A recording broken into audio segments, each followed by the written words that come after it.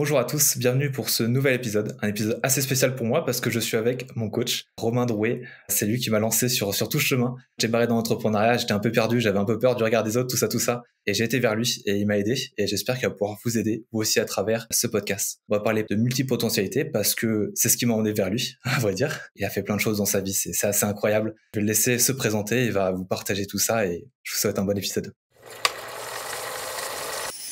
Hello tout le monde, merci Marcus de me recevoir. Du coup, tu mets d'emblée la pression sur le niveau, il va falloir que je sois à la hauteur. Mais j'espère pouvoir inspirer au moins une personne dans ce podcast, ce sera cool. Et s'il y en a plus, tant mieux. Je suis sûr qu'ils vont être inspirés. En tout cas, tu as réussi à m'inspirer. Tu le joues modeste, mais c'est pas non plus ton premier événement. Tu as fait des conférences, tu as fait plein de choses. Tu es très, très doué pour tout ça. On va peut-être commencer sur comment t'es arrivé à faire tout ça. Actuellement, tu es coach mindset. C'est vrai que je l'ai pas forcément dit, tu l'as pas forcément dit. Qu'est-ce qui t'a amené à devenir coach mindset? Alors, effectivement, là, il y a tout un parcours, tout un truc. Je me suis toujours intéressé à la psychologie, au fonctionnement du cerveau, au fonctionnement des capacités humaines et à quel point un être humain se limitait. D'aussi loin que je me souvienne, j'ai toujours eu une espèce d'âme de leader où j'aimais motiver les gens et je ne supportais pas, en quelque sorte, les bullshit, mais même dès mon enfance, de voir des gens qui se limitaient. Dès mon enfance, j'arrivais à manipuler des adultes, à mettre des stratégies en place pour amener les gens à faire ce que je voulais, etc. Mais je me l'expliquais pas vraiment. Et puis, du coup, de fil en aiguille, moi, je suis un passionné d'apprentissage, donc je creusais tous les sujets, mais de tout, quoi. J'ai appris à faire de la confiture d'orange, comme j'ai pu apprendre à brasser de la bière alors que j'ai jamais brassé de la bière. Puis en même temps, je regardais des conférences en astrophysique, etc. Donc, tout ce qui était sur la psychologie, sur tout ça, ça m'intéressait beaucoup. Et en devenant prof de Crave, euh, j'ai pu, si tu veux, comprendre que la partie psychologique jouait dans 80-90% de la réussite. Plus j'avançais, plus je me retrouvais frustré parce que j'avais des élèves qui venaient gagner confiance en eux, qui pensaient qu'en apprenant à se battre, ils allaient se sentir mieux. Or, en fait, ils apprenaient à se battre, mais derrière, ils étaient quand même figés. Donc, ça marchait pas tant que ça. Et j'ai compris qu'en fait, le blocage, il était sur la partie mindset. Donc, j'ai cherché des techniques, de la psychologie et tout, mais ça fonctionnait pas. Dès que tu avais des psychologues, c'était toujours le même discours. Oui, c'est compliqué. Oui, non, mais tu sais, ça dépend, etc. Et j'avais aucune réponse concrète. Et un jour, je suis tombé sur un séminaire de Tony Robbins. Et là, je dis, waouh, ok, c'est ça que je veux faire en fait depuis toujours. Et je me souviens de ça, je regarde le séminaire dans mon bain un soir, je passe par toutes les phases, je pleure, je rigole, je ceci, je cela. Le lendemain, je paye 6 000 euros, je m'inscris dans un centre de formation et je décide de passer mes cursus en PNL, donc programmation neurolinguistique. Et depuis, j'ai jamais lâché et c'est comme ça que je me suis spécialisé là-dedans. Ça a été vraiment le fit parfait parce que ça m'a donné en fait les outils pour potentialiser sur ce que je faisais depuis toujours mais que je m'expliquais pas. Donc ça, c'est sur le cursus. Tu parlais de la méditation à Burning Man. Ça a été une étape dans, dans tout ce chemin, en fait. Ça a été un moment où j'ai eu l'opportunité de m'intéresser à une espèce de méditation. Je ne savais pas ce que c'était. Je suis rentré là par hasard, mais je cherchais déjà cette voie spirituelle, cette voie de connaissance de soi. Et j'ai pu participer à des espèces d'exercices de mantra, etc., qui m'ont vraiment mis en transe, où j'ai ressenti une émotion très, très forte. Et ça a été effectivement un point marquant dans ma vie où je me suis autorisé à vivre quelque chose. C'est dingue parce que ça me rappelle plein de choses de nos séances. Et notamment, c'est toi qui m'as fait découvrir Tony Robbins avec ce super film qui est sur Netflix, I Am Not Your Guru, si jamais il y en a qui veulent le regarder. Quelqu'un de très important, très inspirant. Et je pense que peut-être on peut développer un peu les modèles, parce que je pense qu'on en a tous, ou du moins avant que je t'ai connu, j'en avais pas. Mais maintenant, j'ai plein de modèles et ça m'aide vraiment beaucoup à me porter dans ma vie, de me dire, telle personne-là, elle a réussi à faire ça, elle a fait ça comme ça, comme ça. Mais je pense que peut-être que tu vas développer un peu. C'est pas parce que c'est quoi suivre un modèle en fait, parce que c'est pas forcément juste copier ce qu'elle fait. C'est quoi dans ton expérience comment il a impacté ta vie, Tony Robbins, dans ce que tu vas faire et dans ce que tu as fait? En fait, les modèles que tu vas choisir, qui vont être des formes de mentors, premièrement, tu vas les choisir parce que dans leurs valeurs, il y a des choses qui résonnent en toi.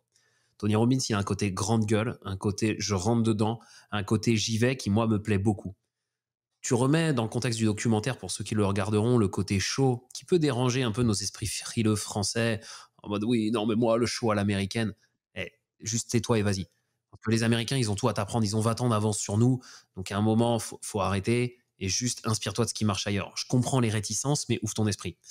Et donc moi, ça m'a plu, ça m'a pas mal impacté. Le fait que le mec, en 20 minutes, il décape un problème, la personne, elle a, tu vois, elle a un insight, elle a un truc, elle avance. Mais plus globalement, ce que tu vas aimer dans un modèle, comme tu l'appelles, moi je parlerais plutôt de mentor, c'est qu'en fait, chez cette personne, il y a quelque chose que tu aimerais avoir chez toi. Et donc, tu vas modéliser, tu vas t'inspirer, tu vas en quelque sorte pomper, modéliser ce truc-là.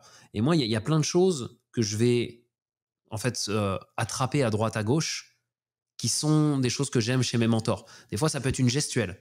Tu vois, je trouve que ce geste, mais vraiment la façon dont la personne va bouger les mains, je dis waouh, putain, j'aime bien ça, ça me parle. Donc, je vais le modéliser, je vais m'en inspirer. Chez d'autres, ça va être le phrasé, la façon dont il parle. Chez d'autres, c'est carrément les méthodes, etc. Donc, en fait, tu passes ta vie d'une façon générale à t'imprégner des gens à droite, à gauche.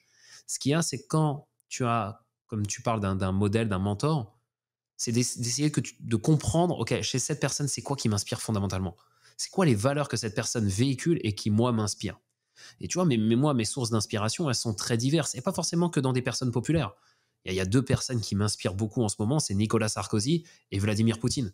Parce que dans leur façon de se positionner en tant que leader, dans la façon dont ils vont se mettre la moitié de la planète à dos ou dans la façon dont ils vont faire ceci, cela, je trouve qu'il y a une source d'inspiration. Il y a quelque chose à prendre. Bien évidemment, je ne vais pas tout prendre, mais il y a quelque chose qui, moi, me parle.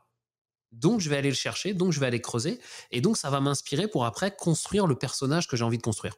En termes d'impact, si on parle de Tony Robbins, est-ce qu'il a un impact particulier pour toi par rapport à tous les autres? Et peut-être que tu peux développer, c'est quoi pour toi les limites de Tony Robbins et qu'est-ce que tu veux implémenter dans ta vie? Je sais notamment que les conférences, ça c'est quelque chose qui t'intéresse de ouf, ce qu'il arrive à faire en conférence. Ouais, ça m'inspire parce que, encore une fois, ça rejoint des valeurs à moi, des valeurs de spontanéité, d'authenticité. Je veux dire, c'est facile. Là, on enregistre un podcast, mais si je me plante, tu fais un cut, tu reviens, on recommence, voilà. Donc, c'est quand même assez safe. Par contre, quand tu es en live, t'as pas de filet. Tu te plantes, tu te plantes. Et donc ce côté authentique sans filet, le côté vraiment juste et vrai me plaît énormément. Pour moi, c'est une valeur qui drive ma vie. Tu me vois très très peu sur Insta parce que pour moi, cette plateforme, elle reflète le fake. Les réseaux sociaux d'une façon générale, mais tu vois, Insta pour moi plus que les autres. Donc pour moi, la force de Tony Robbins, c'est ça qui m'inspire. Maintenant, les limites, là où moi je vais me détacher, c'est peut-être la partie marketing à outrance où tu fais un de ces séminaires, c'est 4 jours de séminaire, tu as une demi-journée, c'est que de l'infomercial. C'est-à-dire qu'en fait, on va te faire une conférence, mais le but de la conférence, c'est de te vendre un truc. Donc tu vas te prendre 4 heures d'argumentaire alors que tu n'as rien demandé, que tu as payé ton billet le prix fort. Ça fait partie du jeu. Nous, culturellement, en tant que Français, on a un peu plus de mal avec ça, moi aussi.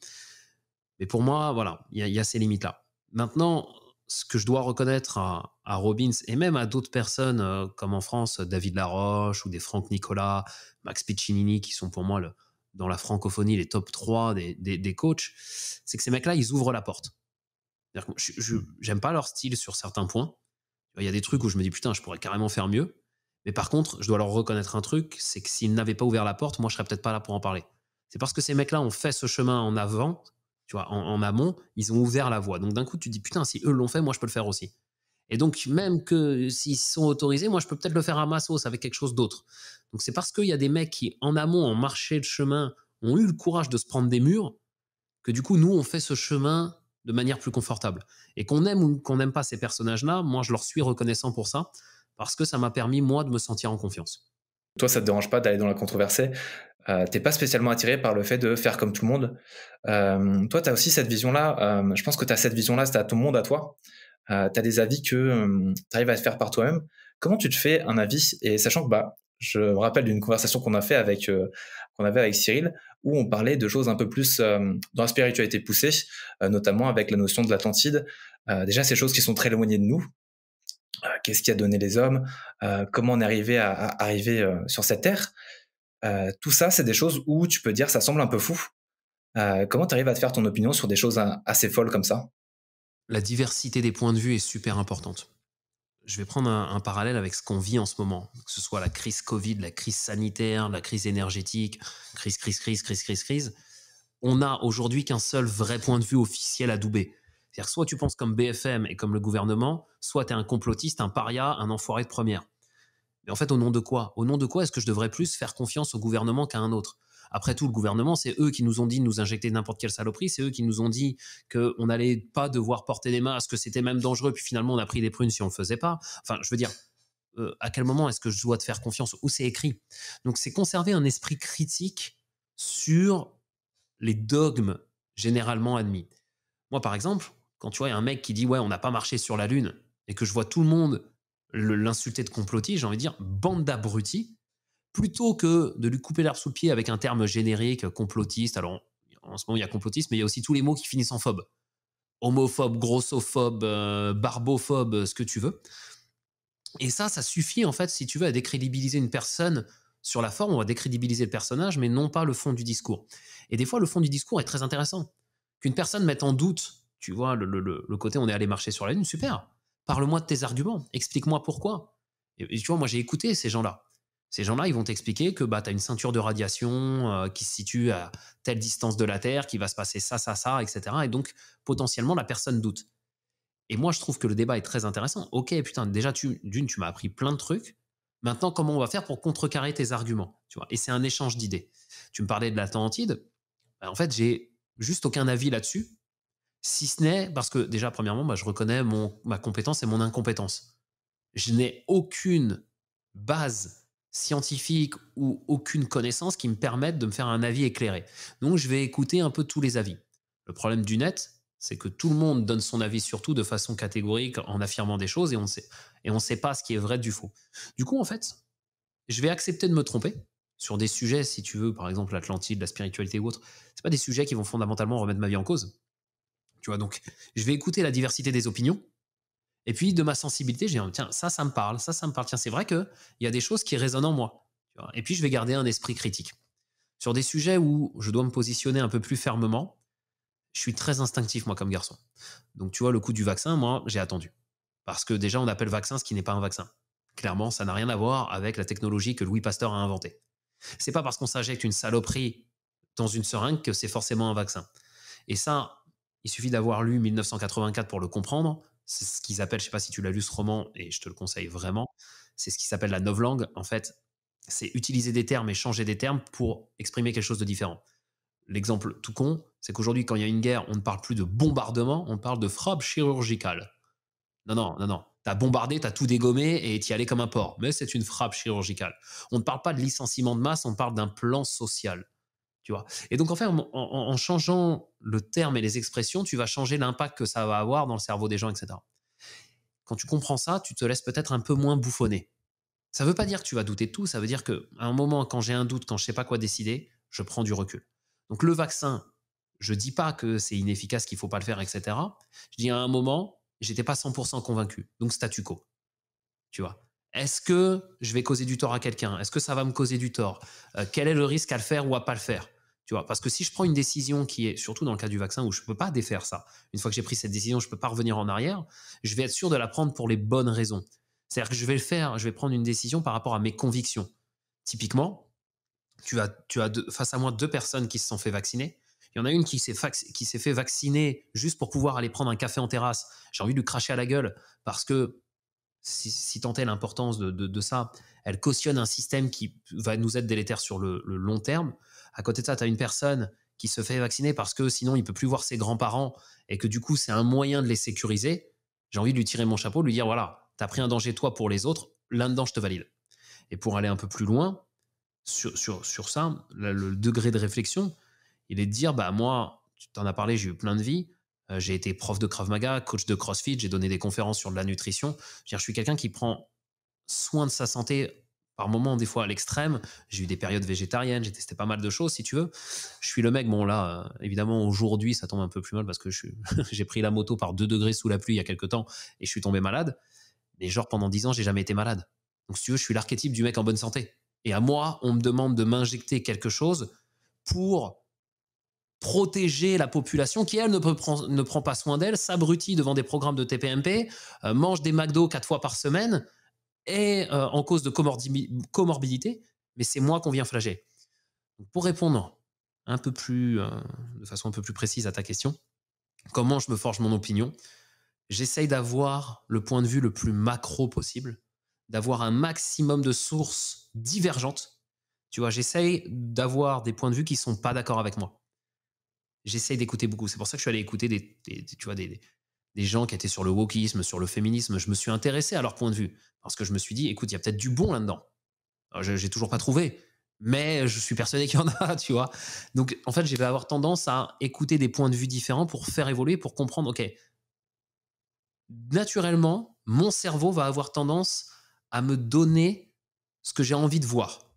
Ok, il va tout faire pour confirmer mes croyances. Du coup, ça va être un espèce de cercle vicieux dans lequel où tout ce que je vais faire va être interprété de façon à me donner raison et je vais créer ma réalité. Eh bien, comment je peux élargir mon point de vue? Plus tu as un point de vue large sur un sujet, plus tu pourras prendre des angles de vue différents. Du coup, plus tu pourras avoir une décision qui est éclairée. Ok, ok. Du coup, prendre un point de vue plus large. Et tu as aussi parlé de l'instinctif, l'écoute à toi, l'écoute à ton corps. Est-ce que tu as plus ou moins des techniques pour être à l'écoute de de ce que tu ressens en fait? Ton inconscient communique avec toi à travers des flashs, des messages qu'il va t'envoyer. Tu vois, ton inconscient, c'est pas une petite voix qui va t'énoncer clairement un message. Il va te communiquer au travers de voix, de mots qui à un moment vont devenir, tu vois, c'est ça qu'on appelle l'instinct. Ou alors, dans le corps, tu vas avoir une boule au ventre, un poids sur les épaules, il y a quelque chose, tu le sens pas. En fait, à ce moment-là, c'est ton corps qui se fait le messager de quelque chose qui se passe sur la partie inconsciente. Le meilleur moyen, c'est de l'écouter. Il y a un truc que je sens pas là. Je sais pas ce que c'est, mais tu sais quoi, je vais prendre le temps d'analyser ce que mon corps est en train de me dire. Parce qu'en fait, ton instinct, quelque part, te veut du bien. Et l'instinct, il y en a certains qui diront, ouais, c'est de la connerie. D'autres qui appelleront ça le troisième œil, le sixième sens. Moi, j'appelle ça l'inconscient parce que je viens d'un cursus où il y a un peu d'hypnose, etc. Et en fait, ton inconscient, c'est un peu le processeur invisible, si tu veux, qui va gérer tes pensées, qui va t'envoyer des messages, qui va filtrer ce que tu dois connaître ou pas connaître. Et donc, en te connectant à ça et en l'écoutant, eh bien, tu prends des décisions qui sont plus saines pour toi. Donc, en fait, c'est se connecter à ces ressentis physiologiques. Vraiment, là, je parle vraiment des ressentis du corps. Quand il y a un truc, on te dit quelque chose, ça te touche, tu as une bouffée de chaleur, tu sens que tu as des picotements, que tu as envie d'exploser, etc. Bah, c'est qu'il y a quelque chose de sensible là. Donc, le plus important, c'est d'écouter ça et de le lier aux besoins et aux valeurs qui ne sont pas respectées chez toi. Ouais, ça fait beaucoup penser du coup à nos séances. Du coup, toi, t'as des décisions qui prennent quand même pas mal de temps, j'ai l'impression, parce que bah, justement, pour agrandir sa vision, pour prendre en compte plein de points de vue, bah, tu connais tellement de choses que j'imagine que c'est plus facile. Est-ce que c'était pas justement quand tu étais plus jeune, est-ce que ça n'a pas été un peu plus difficile peut-être que, enfin, tu fais partie des overthinkers. Comment tu l'as vécu ça quand tu étais plus jeune? Je reviens juste sur ce que tu dis quand tu dis des fois je mets du temps à décider. En fait, dans le cas, je reprends le cas du vaccin, ma décision elle a été immédiate. Je ne me fais pas vacciner. Ce qui a été long, c'est de prendre une autre décision. Mais ma décision, elle a été instantanée. Il y a quelques années, je suis parti vivre au Canada. Je devais m'expatrier là-bas et plus revenir. Et en fait, j'ai rencontré une nana quelques mois avant. Elle est tombée enceinte très rapidement. Moi, je lui ai dit, tu gardes l'enfant. La décision, elle a été instantanée. Ça a été immédiat. Et quand je suis parti là-bas, l'objectif, c'était que moi, je crée une vie, je trouve du taf, un appart, etc. Et qu'elle me rejoigne et qu'on élève notre enfant là-bas. Sauf qu'au bout de 2 semaines, j'ai compris qu'avec le salaire que je gagnais et le coût de la vie à Toronto, je n'arriverais pas à subvenir aux besoins de tout le monde. Et la décision, elle a été instantanée. Tu vois. Donc, ce que je veux dans certains choix qui vont être éclairés, c'est avoir un maximum d'infos. Par contre, ma décision, elle va être rapide. Ce qui est lent, c'est le moment où je vais aller chercher ces infos. Mais une fois que j'ai les infos, la décision, elle est immédiate. Et voire même des fois, la décision est immédiate. Et ce qui est long, c'est soit de la confirmer, soit de la faire changer. Tu comprends? Déjà, tu prends une décision et après, tu la remets en question. Ouais, ça va être plus être comme ça en fait. Souvent, je la remets en question, mais elle évolue pas en fait. C'est que j'essaye de trouver des pistes pour me dire, est-ce que Romain, il n'y aurait pas d'autre choix? Et au bout d'un moment, je me dis, non, non, mais ta décision première, elle est prise, vas-y. C'est Oussama Hamar qui disait ça. Les bons entrepreneurs sont pas ceux qui prennent les bonnes décisions, mais ceux qui prennent les décisions les plus rapides. Tu vois, c'est ceux qui font les choix les plus rapides. Bam, bam, bam, bam, ok, je décide, j'y vais, j'y vais, j'y vais. Ça a été repris par David Laroche, là, j'ai vu passer dans un truc sur Insta. Ta capacité décisionnelle, c'est elle qui va te permettre d'accéder à ce que tu veux ou de te développer. Ouais, et surtout qu'Oussama Hamar, il a une vision sur les entrepreneurs qui est assez, pour lui, entre guillemets, quelqu'un d'assez bête, on va dire. Ça va faire un très bon entrepreneur. Je me souviens notamment, il parlait de quelqu'un qui a fait du marketing. Il avait juste pris les pages blanches ou les jaunes, je sais plus ce que c'est exactement. Il avait appelé tout le monde. Il a appelé tout le monde. Et ça peut, à plein d'entrepreneurs, ça va leur sembler débile parce que c'est une méthode qu'on ne fait plus. Mais vu que c'était les seuls à la faire, eux, ils ne se sont pas posé la question. Ils l'ont fait, ils ont été au bout des choses et ça a super bien marché. Ils ont pris la décision à un instant T de faire ce que personne ne faisait, et c'est ça qui a fonctionné. Donc, les gens beaucoup, je vois même de mes clients, hein, ont du mal à passer à l'action parce qu'en fait, ils veulent prendre la bonne décision. Mais c'est Gary Vaynerchuk que j'ai vu dire ça dans une vidéo où il disait les gens mettent énormément de temps à prendre des décisions et à faire décoller leur business parce qu'ils veulent prendre la décision qui leur permettra de réussir rapidement. Mhm. Ce qui est complètement débile. Donc, pour répondre à la question que tu me posais tout à l'heure sur étant enfant, comment j'ai géré ça, il y a eu 2 phases dans mon enfance. Il y a eu un moment où, inconsciemment, je me savais différent. Ça a été un moment dans ma vie, hein, c'était le début du primaire jusqu'au CE2, où j'étais premier de la classe, je réussissais tout ce que je faisais, j'étais vraiment, tu vois, je me sentais en confiance.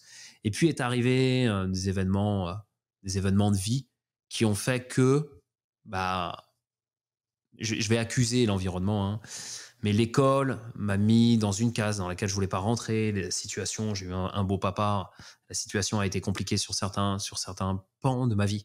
Et donc, j'ai commencé en quelque sorte à mettre de côté mon côté instinctif, ce truc-là. Et donc, ça a créé sur toute une partie de ma vie une espèce de dissonance. J'avais de l'instinct, j'avais du leadership, mais il y a une partie de moi qui le bridait. Et donc, ça a été compliqué à gérer parce que je me suis senti toute une partie de ma vie en décalage, en fait. Je ne trouvais pas ma place dans ce monde. Je comprenais des choses et les autres ne le comprenaient pas. Je faisais des liens, les autres ne les faisaient pas. Donc, à un moment, je me suis dit, mais je dois être fou, c'est pas possible. Tu vois. Et c'est à mes 33 ans, quand je me suis fait diagnostiquer HP et que je suis allé un peu plus loin là-dedans, que j'ai compris qu'en fait, non, c'est juste que je fonctionnais différemment. Et c'est là où j'ai commencé à potentialiser. Mais étant enfant, ça a été compliqué une partie de ma vie. Ça me parle beaucoup, hein. Moi, je me suis jamais fait diagnostiquer, mais ouais, j'ai réalisé tout ça un peu plus tard. Et je trouve que, bah, justement, on va peut-être parler un peu plus des cases. Toi, je sais que tu m'avais dit un peu, tu as cette vision un peu où toutes ces réflexions, enfin réfléchir, c'est sûr, c'est bien, mais le plus important, c'est passer à l'action.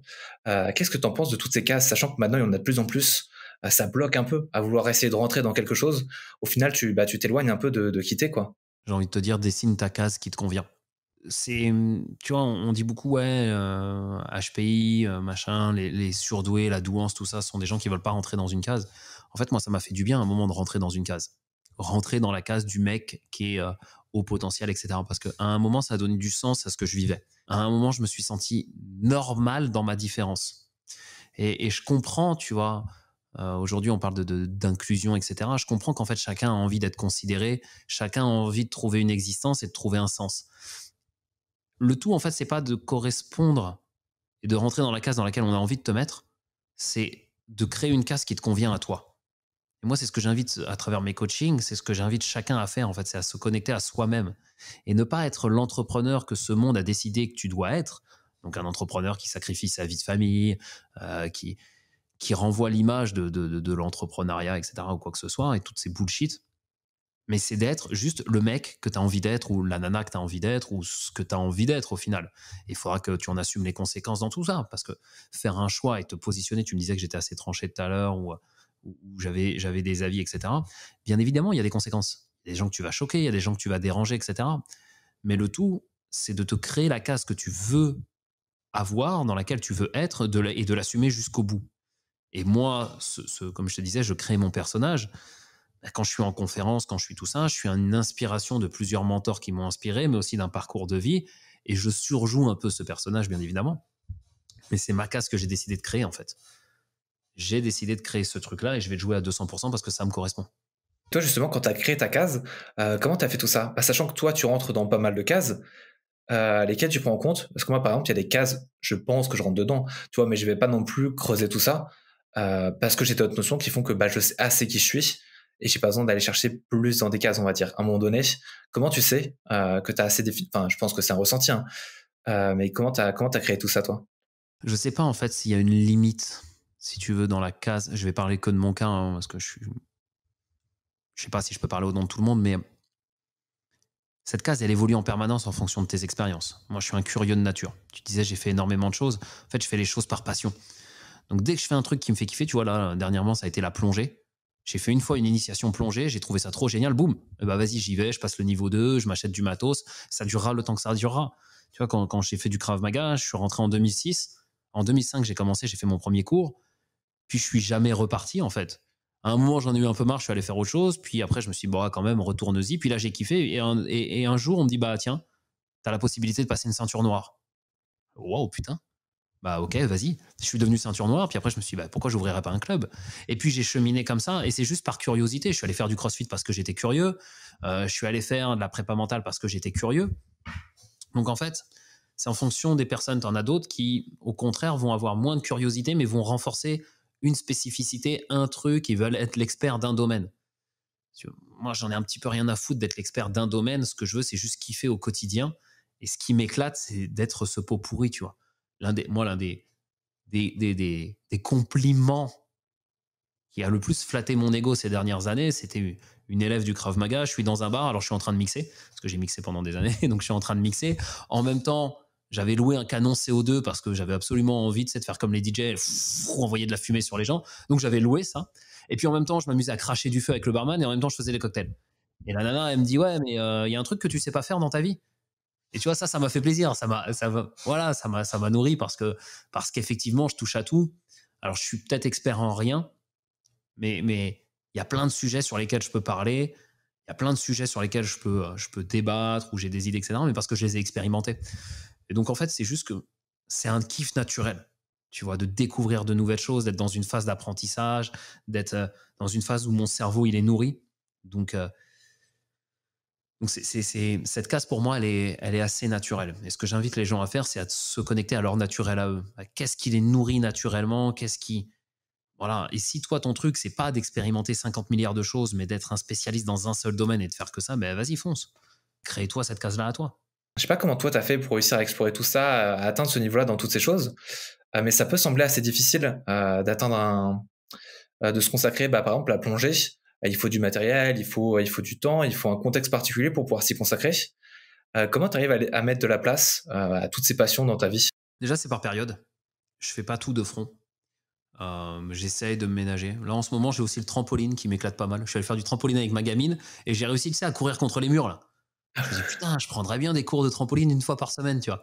Bon, en même temps, je suis devenu papa, donc je suis en garde alternée, donc ça me laisse une semaine où je peux. Tu vois l'interview qu'on est en train de faire, je pourrais pas le faire la semaine prochaine parce que j'ai ma fille. Tu vois, donc en fait, il y a déjà ça. Le deuxième truc, c'est une connaissance importante de ton biorhythme parce que je sais que moi, je vais être très productif le matin et un peu moins l'après-midi. Donc, par exemple, je fais du crossfit. Tous les jours à 12 heures, je suis à la boxe de crossfit. De 12 heures à 13h30, je suis là-bas. Et tu peux rien me demander. Et derrière, d'ailleurs, faut pas rien me demander parce que je suis dans la phase où hormonalement, je suis dans tous mes états parce que je me suis mis une cartouche au CrossFit. Je vais manger, je vais faire ma sieste, je vais jouer à la console. C'est un moment qui est pour moi. Donc, je sais que je ne prends quotidiennement aucun client entre 11h45 et 15h. Et quand j'ai ma fille, il faut que ça se termine à 16h15 au plus tard. Donc, tu vois, juste, je fais en sorte d'aménager mon emploi du temps. Je travaille pas plus de 4 heures par jour. Et le reste, c'est consacré à de la lecture, de l'apprentissage, etc. Et puis, des fois, je vais être en forme et je vais accepter de bosser un peu plus. Donc, déjà, il y a une maîtrise de son biorhythme, c'est-à-dire à quel moment est-ce que je suis productif en me connaissant dans la journée et à quel moment est-ce que je suis KO. Après, ça va être par vague. Donc, la plongée, tu vois, j'habite à Montpellier, pas très loin de la mer, c'est assez saisonnier quand même. C'est-à-dire que là, au mois de décembre, bon, je plonge plus. Dernière plongée, c'était début novembre et déjà, j'ai eu bien froid. Donc, je vais attendre, tu vois, le printemps. Donc, je sais que il va y avoir cette phase-là. Et puis, la plongée, ça va être, allez, je vais faire 2-3 sorties dans le mois. Tu vois, avoir un petit peu plus. Donc, mine de rien, c'est des demi-journées, c'est des trucs comme ça. Et à l'échelle d'une vie, enfin, on a beaucoup de temps, en fait, à consacrer. Donc, à côté de ça, je regarde pas TPMP, je j'ai pas de télé, je consacre pas à des conneries, je sors pas dans des bars à me coller des mines jusqu'à pas d'heure, et cetera. Tu vois? Je me consacre à d'autres choses.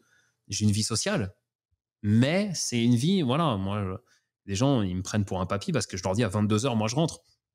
Mais parce que ça me nourrit pas d'aller dans des bars jusqu'à pas d'heure. Si tu veux, le lendemain, je sais qu'à 7h, je vais avoir envie de me lever pour aller faire un truc, pour aller bouger, ou parce que j'ai un client, ou parce que ceci, parce que cela. Donc, si tu veux, ma vie est centrée autour de ça. Elle est organisée autour de ce qui me nourrit et pas autour de ce que la société attend de moi. Ça revient toujours à l'écoute, compréhension de qu'est-ce qui marche pour toi, quoi. C'est ça. J'ai créé cette vie sur mesure en fonction de ce qui me nourrissait. Et ça a été un choix de vie. Hein. S'il y en a qui sont là-dedans, qui veulent se lancer dans l'entrepreneuriat. Quand moi, j'ai décidé de quitter le salariat pour monter mon business, en fait, j'ai quitté Paris, j'étais dans le salariat depuis des années.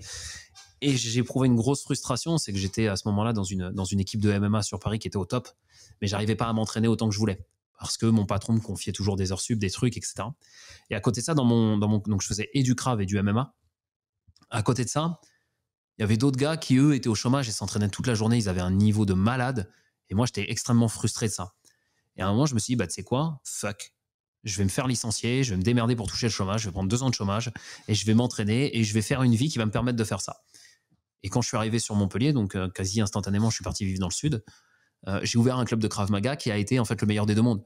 Je pouvais m'entraîner, enseigner, avoir du temps pour moi et faire en sorte que ma vie tourne autour du sport. Bingo. Et à partir de là, j'ai toujours fait en sorte de créer une vie autour de mes passions et de ce qui m'animait. Et spoiler, hein, pour personne, ce qui t'anime, c'est l'argent. L'argent, c'est un moyen qui va te permettre d'accéder à quelque chose, mais c'est pas une finalité en soi. Donc, j'ai jamais basé ma vie sur le salaire que je pouvais tirer, mais c'est OK, à partir de ce qui t'anime, comment est-ce que tu peux gagner de l'argent? Et donc, en fait, à un instant, je gagnais ma vie avec du crossfit, à un instant, je gagnais ma vie avec des conférences sur la nutrition, l'instant d'après, c'était sur du coaching, l'instant d'après, c'était sur du Krav Maga, j'ai déjà gagné du fric en mixant, j'ai même fait du parcours dans les années 2000. Bon, le parcours, c'est le sport que font les Yamakasi. Donc, dans les années 2000, au début, je m'entraînais avec eux sur Évry, puis j'ai même été payé pour ça en tant que cascadeur, si tu veux. Donc, c'est OK, j'ai une passion, j'ai un don pour quelque chose ou j'ai une compétence, comment est-ce que je peux la monétiser? Ce qui est assez impressionnant, c'est que à un moment donné, ton truc c'était à fond le Krav Maga, et maintenant c'est plus le cas. Comment il y a eu cette transition? Bon, en fait, c'est assez naturel, hein, j'avais plus envie. Donc à un moment, j'ai plus la niaque quand je vais à l'entraînement le soir, j'ai plus envie. J'ai plus le même goût à partager ça, ça me fait chier, j'ai envie de faire autre chose, je sens que je suis moins impliqué.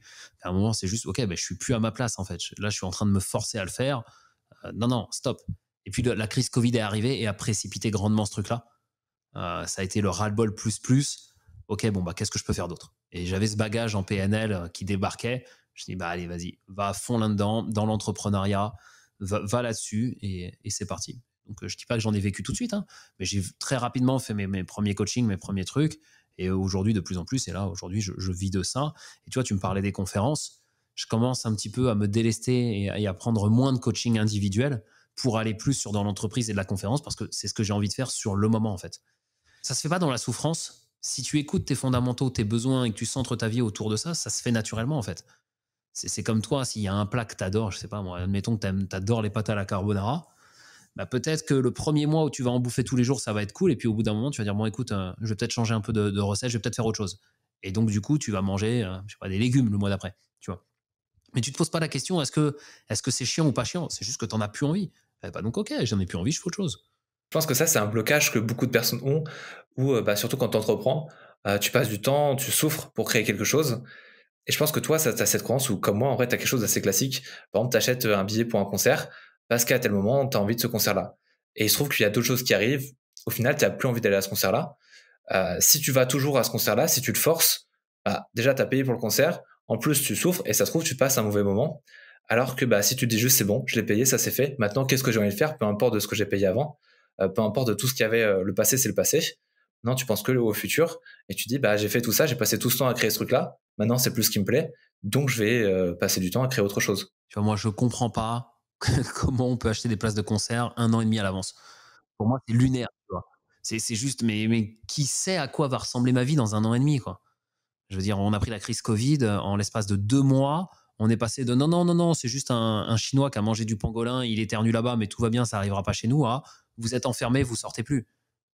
Mais waouh! Enfin, je comprends que tu aies besoin de trésorerie, de machin et tout ça, mais moi, tu vois, c'est quelque chose, pour moi, c'est lunaire. Donc, je suis plutôt last minute. Je suis plutôt à faire mes trucs au dernier moment. Alors, bien sûr, quand il y a vraiment des concerts qui m'animent, bah, je prends des places à l'avance, mais il m'arrive de revendre les billets, il m'arrive de pas y aller, de les donner, et cetera. Parce que, ouais, sur le moment, je fais autre chose. Le soir, j'ai la flemme ou voilà. Donc, c'est typiquement ça.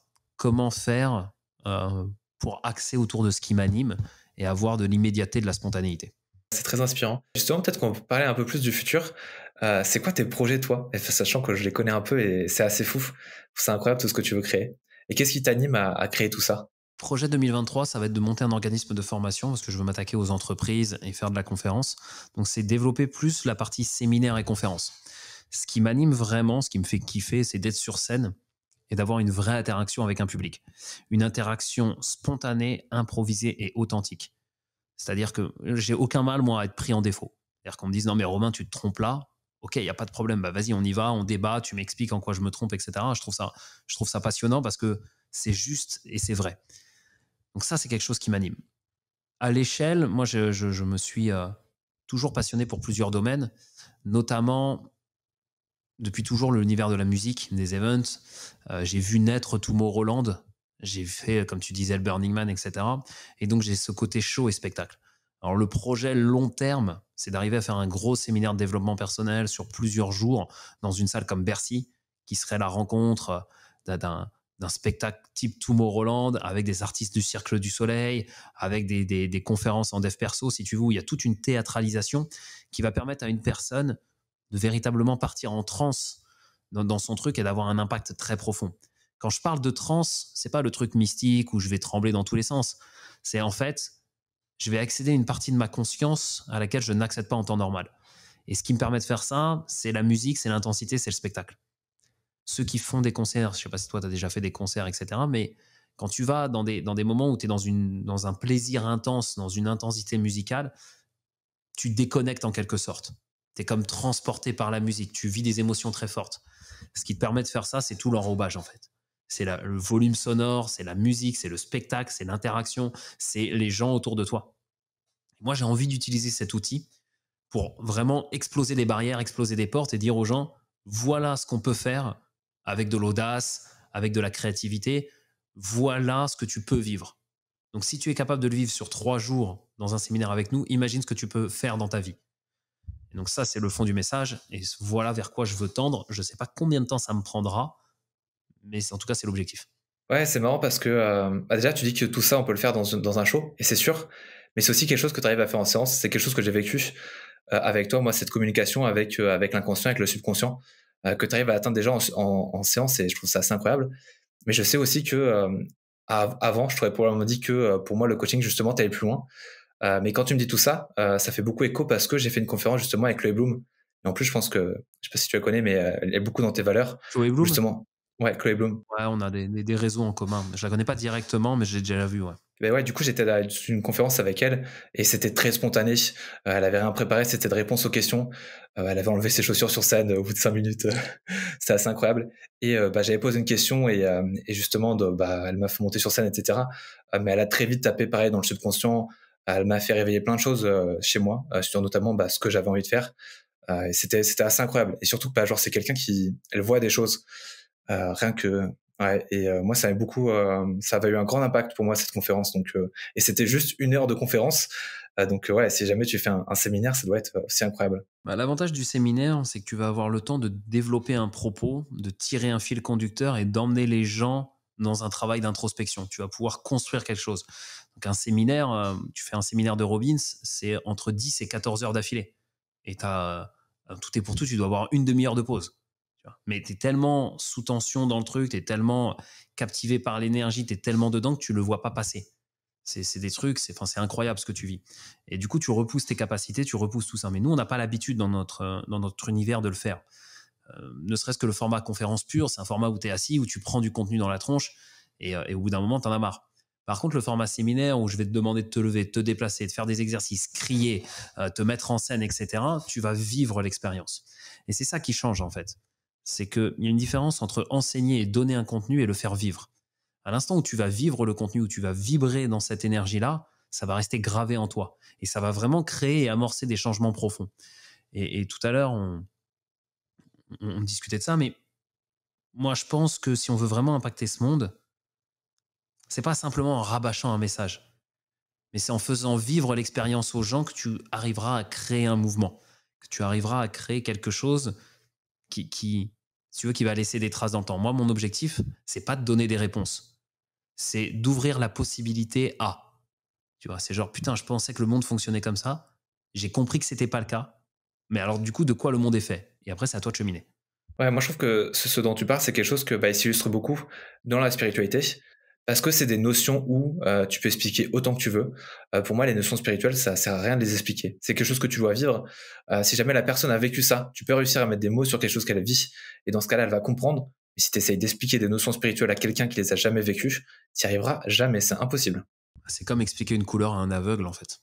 Tu vois, c'est très subjectif, c'est très compliqué. Et le mieux, c'est de les faire vivre. C'est là où tu as des vraies compréhensions. Et c'est un petit peu le paradoxe, tu vois, pour rejoindre sur l'entrepreneuriat, c'est que les gens sont très dans un axe faire, sont très dans le ROI, dans je mets 1 € là, je récupère 2 € là. Et le problème avec le développement personnel ou la spiritualité, c'est que ça a des répercussions de long terme qui sont difficilement objectivables. Ok, c'est quoi ta définition du bonheur? À combien est-ce que tu estimes ta santé mentale ou à combien est-ce que tu estimes le fait de ne pas t'énerver? C'est très compliqué de mettre un truc là-dessus. C'est très compliqué d'expliquer à un entrepreneur qui a un blocage, que son blocage vient d'une peur qu'il a et qu'en débloquant cette peur, il arrivera à mieux vendre ses produits. Tu vois, c'est assez compliqué. Donc effectivement, c'est plus quelque chose qui doit se vivre. Enfin, je pense. Je suis tout à fait d'accord. Pour moi, il y a une porte d'accès qui est un peu plus grand public, c'est les ruptures amoureuses. Pour moi, la porte d'entrée, ça a vraiment été une rupture qui a chamboulé plein de choses pour moi, surtout dans notre société actuelle. Les hommes, ils ont un peu un grand tabou des émotions. Et bah, avoir une relation amoureuse, forcément, c'est obligé quand tu deviens amoureux de quelqu'un. Forcément, tu vas briser toutes les barrières que la personne se met face aux émotions. Et là, elle va commencer à vivre quelque chose de différent. Donc pour moi, parler d'amour, et c'est pour ça que je le fais beaucoup sur les réseaux aussi, c'est un peu un moyen de potentiellement une porte d'accès pour le plus grand public.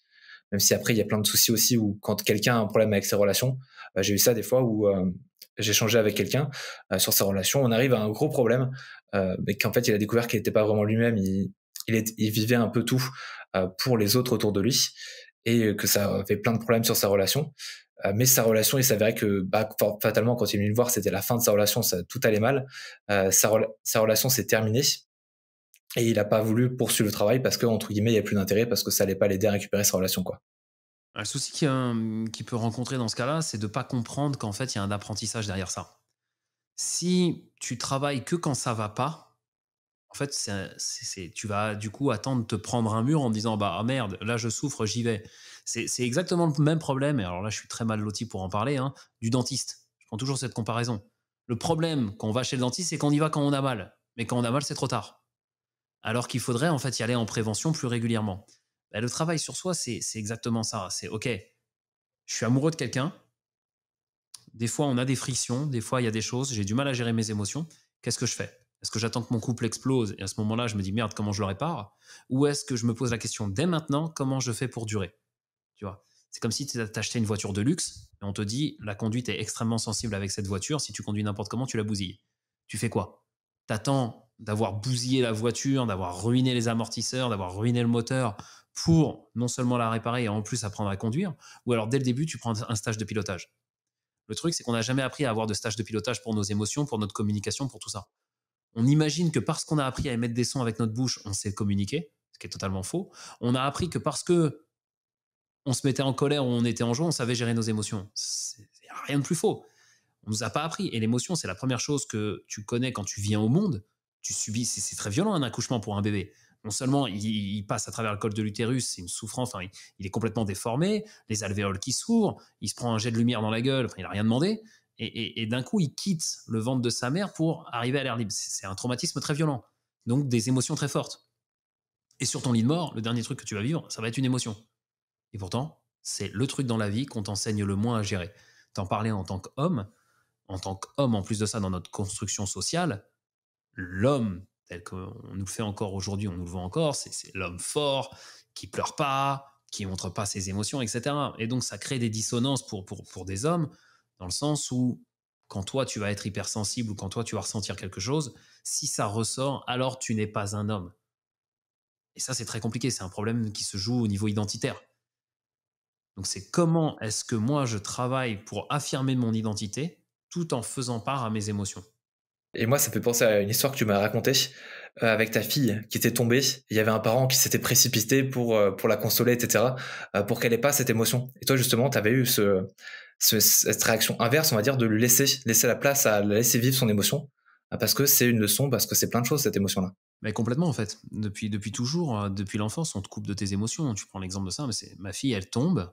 Si j'entends, bien évidemment, qu'elle a un pleur appuyé, tu vois vraiment le truc parce qu'il y a de la douleur derrière physique, bien sûr que je vais aller la relever. Bien sûr que je vais aller l'aider. Maintenant, si elle est juste tombée parce qu'elle est tombée, bah, je lui pose la question. Ça va? De loin? Je la regarde de loin. Ça va? Et puis, bien souvent, elle a la tronche dans l'herbe ou la tête par terre et j'entends oui, oui, ça va. Et puis elle se relève. OK. Et derrière le pleur qu'il y a, Parce que souvent, c'est ça, hein, c'est pleure. Oh, pleure pas, c'est rien, t'as pas mal, t'as pas mal. Eh, qui te dit qu'elle a mal? Tu es en train d'interpréter son pleur comme j'ai mal. Mais premièrement, peut-être qu'elle a vraiment mal, donc ferme-la. Deuxièmement, peut-être qu'elle est juste frustrée et en colère d'être tombée une énième fois. Tu vois, parce qu'elle n'arrive pas à marcher, parce qu'elle a trébuché, peut-être qu'elle s'énerve. Donc, juste, ok, elle a une émotion, laisse-lui la place. Laisse-lui lui parler de son émotion. Ok, qu'est-ce qu'il y a? Qu'est-ce que tu ressens? De quoi tu as besoin? Est-ce que tu as besoin d'un bisou, d'un câlin? Tu vois, moi, ma fille, je lui impose jamais le câlin. Je dis, est-ce que tu veux que je te fasse un câlin? Et c'est elle qui me dit. 90% du temps, oui, elle veut me faire un câlin parce que ça la rassure et qu'elle a besoin de ça. Mais c'est laisser la place à l'émotion. Et ça, je le fais avec ma fille, mais je le fais avec mes clients aussi. Un client qui ressent quelque chose, je dis, mais c'est quoi que tu ressens là? Et je les connecte à leurs émotions, tu vois. Parce que tout à l'heure, on parlait d'instinct et de boussole par rapport à l'inconscient, mais ton émotion te dit quelque chose. Ton émotion est un messager.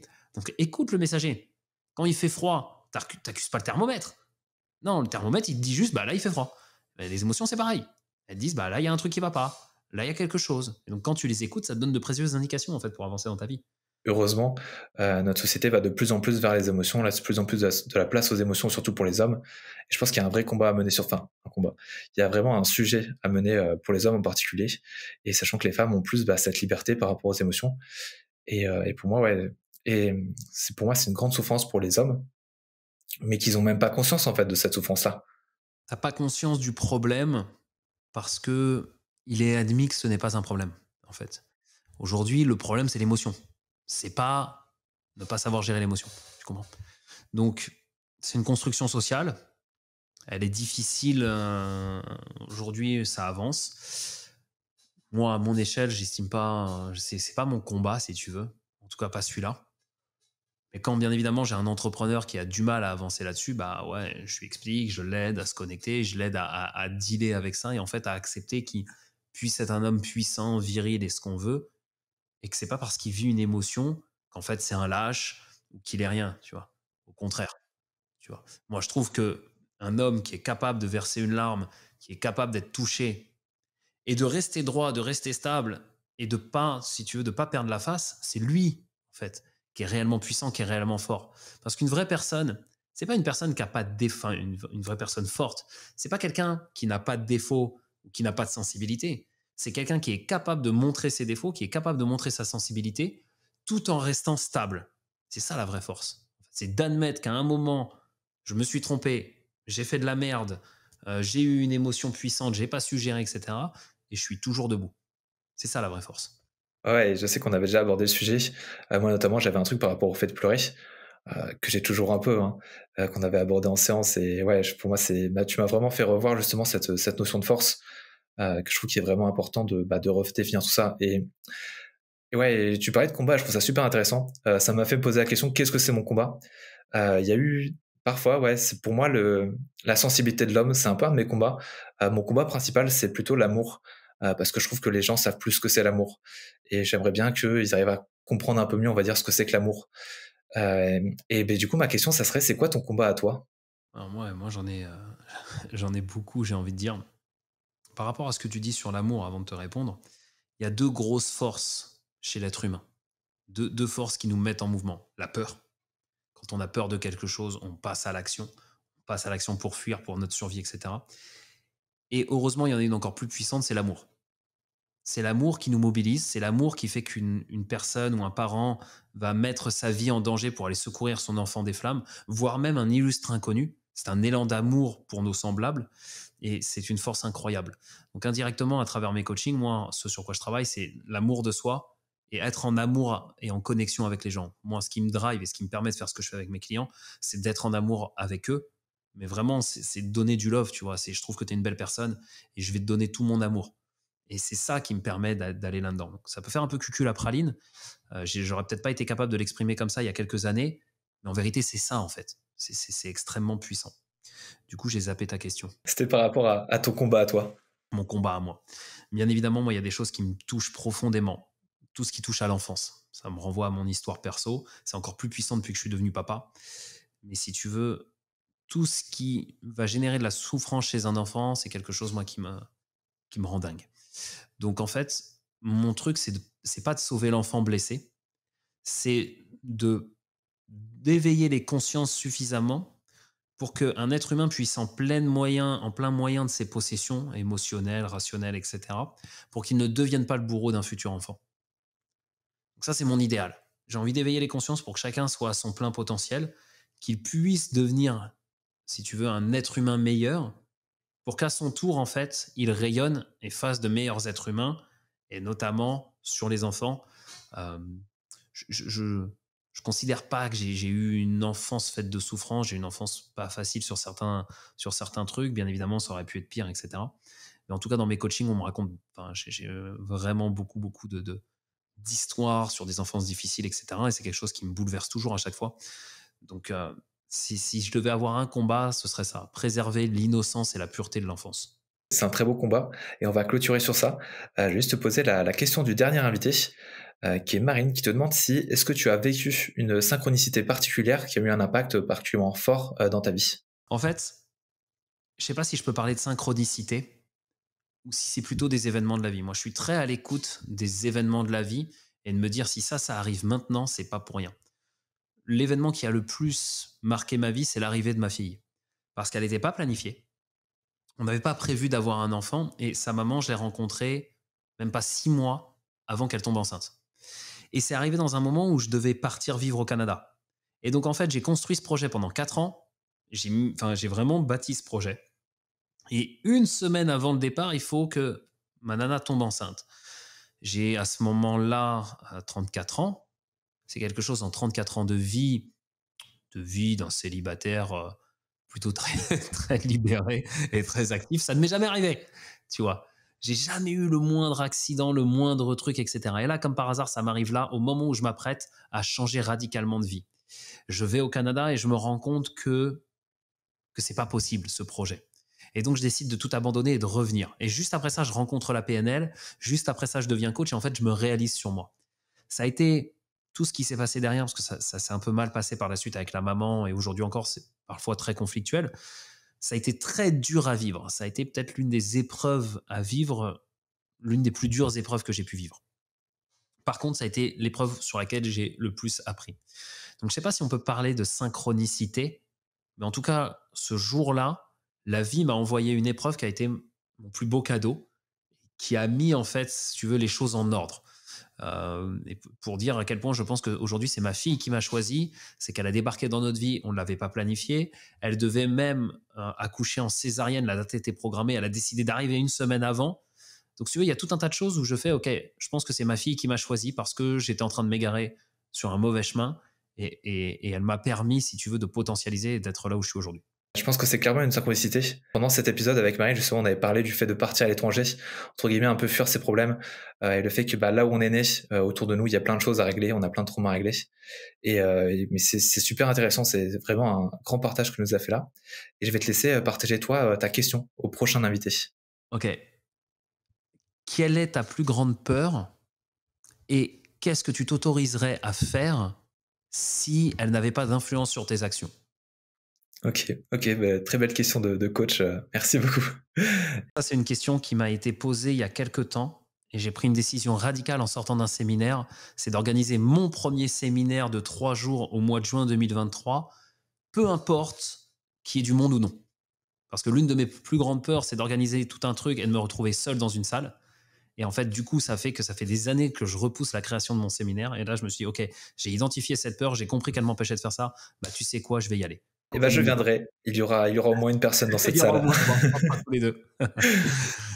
Cool. Et mais vraiment super épisode. Je pense très très riche en enseignements. Je pense que ceux qui vont écouter cet épisode après vont prendre un peu de temps avec eux pour réfléchir à tout ce que tu as dit. C'était très très riche. Merci beaucoup à toi. Merci de m'avoir reçu. Puis j'espère que ça pourra éveiller certaines choses et puis ça invitera les personnes à passer à l'action. Ouais, avec grand plaisir. N'hésitez pas à suivre Romain, il est principalement sur LinkedIn.